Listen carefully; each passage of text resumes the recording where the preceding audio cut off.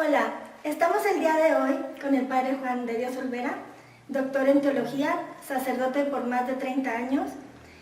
Él pasó casi 9 años en Roma, estuvo 5 años al servicio de Juan Pablo II y actualmente es canónigo de la Basílica de Guadalupe. Y el día de hoy queremos hacerle unas preguntas.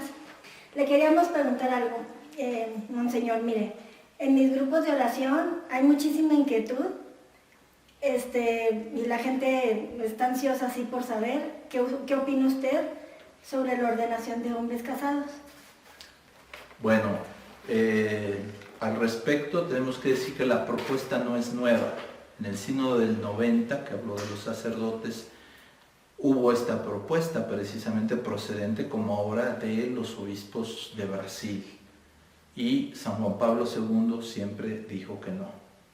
El mismo cardenal Humes, que ahora está haciendo esta propuesta, es un cardenal brasileño, estuvo en Roma al servicio de San Juan Pablo II como prefecto de la Congregación para el Clero, y ahora él hace esta propuesta, pero en aquel momento no la hizo. Hubo un documento que él firma de los 40 años del documento que habla del celibato, sacerdotal celibatus, y él dice que el celibato es un gran don y que se mantiene la disciplina, ¿verdad? Como siempre ha sido.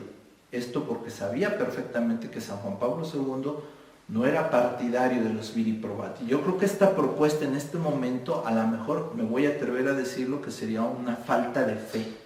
Juan Pablo II, un hombre de fe, decía: tenemos muchas casas de sacerdotes, pero no por eso vamos a reducir las exigencias que tiene la vida sacerdotal, ¿verdad? No, las exigencias van a ser las mismas. Lo que vamos a hacer es más oración, rueguen al dueño de la mies para que haya más operarios. Entonces las mismas exigencias, pero con una fe. Esta propuesta sería como una fe que parece claudicar. Ya no tenemos más remedio, pues vamos a ordenar ahora a hombres casados que sean lo mejor posible, pero serán hombres casados. Si seguimos claudicando, pues entonces al ratito diríamos, entonces ahora ya no ordenamos, sino ahora que los laicos hagan esta función, etc. No se trata de reducir eso, sino de continuar con lo que la Iglesia durante 2000 años ha continuado. Algunos dirían, eso ya sería entrar un poquito en otra materia, pero sí lo hago porque creo sea necesario, que en el rito oriental hay hombres casados, es verdad, y si en el sínodo se habló de que hay hombres casados que son ordenados, muy bien, pero en el momento en que eran ordenados, era como un acuerdo con sus esposas que se separaban, ya no tenían la vida marital. Y eso está muy testimoniado en la Iglesia de Oriente. ¿Y qué pasaría, por ejemplo, si aprobaran, usted cree que hay unos sacerdotes que sí se van a casar y va a seguir la Iglesia así, o qué pasaría? Las inquietudes de ustedes son muy importantes porque como que tienen intuición. O sea, técnicamente se ha dicho que solamente en la Amazonia se podría hacer esto como una gran excepción, pero todo el mundo sabe que es solamente abrir una rendijita para que después se abriera para todos lados. Entonces, técnicamente se diría, no, eso solo va a ser en la zona de Amazonia. Pero no, realmente el problema se plantea para todo el mundo, lo mismo, y la respuesta es la misma.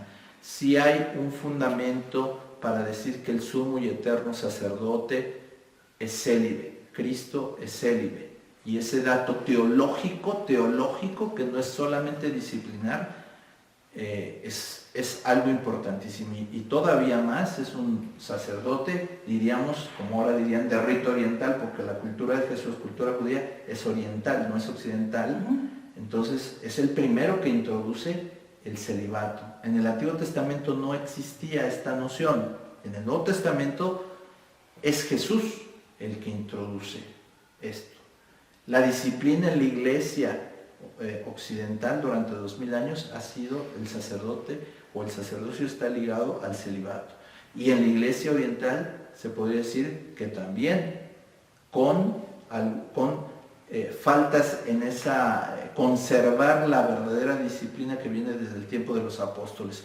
A este respecto yo quisiera que por ahí leyeran quien le interese un libro de un cardenal muy enterado, además un gran canonista, que precisamente no nos diría que es una sola cosa disciplinar, y que fue archivista de la Iglesia, de Santa Romana Iglesia, cardenal en el Vaticano, y después de la Biblioteca Vaticana, y él escribe sobre el celibato y precisamente diciendo que en Oriente también estaba la disciplina del celibato, que después se fue relajando y entonces se llegan a otras situaciones. Ordenar hombres casados no es problema, sino hay que decir que se ordenaban a esos hombres casados, los cuales después vivían en celibato. Esa era la situación. Sí, y si, por ejemplo, en el Vaticano, Francisco decide aceptar el celibato, ¿qué cree que puede pasar? ¿Va a haber un cisma? ¿Se van a separar los sacerdotes, los obispos, o sea, unos contra otros, o lo que han dicho, o qué?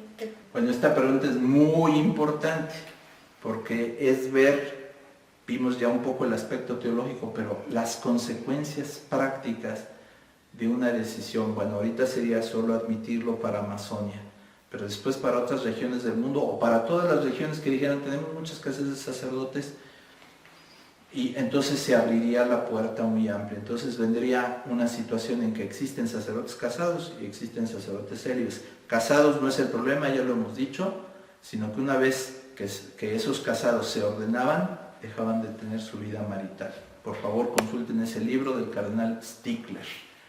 Y entonces, pero las consecuencias realmente es como meter una duda muy grande. A ver, si decimos en los tiempos actuales, la institución del matrimonio está muy tentada, porque la sociedad actual es hedonista, busca un placer irresponsable, entonces te dice, eso de ser fieles en el matrimonio, eso está atrasado. La Iglesia ha mantenido la fidelidad en el matrimonio así como Cristo la quiere, pero muchos matrimonios se ven tentados. ¿Qué pasaría si de repente les dijéramos, bueno, esto ya la Iglesia va a admitir que ya haya divorcios y que haya segundas nupcias y terceras nupcias? O sea, eso que está prendido con alfileres a lo mejor se caería, sería un desorden. Y perdón, lo mismo pasa con el sacerdocio, o sea, de un desorden mental. Tenemos sacerdotes jóvenes, recién ordenados, ancianos, etcétera, un desorden mental. Ahorita, como está la situación, sabemos que la norma de Jesús es esta. Y chueco o derecho, bien o mal, lo estamos tratando de vivir como iglesia en todo el mundo. ¿Qué pasa cuando a una cosa de estas le quitas un fundamento, así como el efecto dominó, ¿verdad? Le quitas una fichita, esa torre de fichitas, se desmorona todo y viene un desorden. A mí me parecería que será una moción del diablo, porque sería causar un enorme desorden en esto.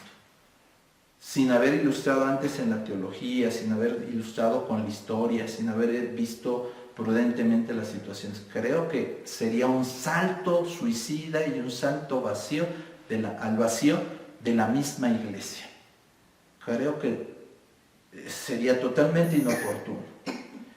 Más allá, quiero decir, perdón, ahorita seguimos con las preguntas, pero más allá es importante ver que mucha gente dice, bueno, es que si el Papa decide, y si el Vaticano decide, y si la Santa Sede decide, y etcétera, habría que acotar que no se trata de decidir o no lo que nos va pareciendo en un momento dado que es mejor, que se adapta mejor al mundo moderno, a las situaciones. No.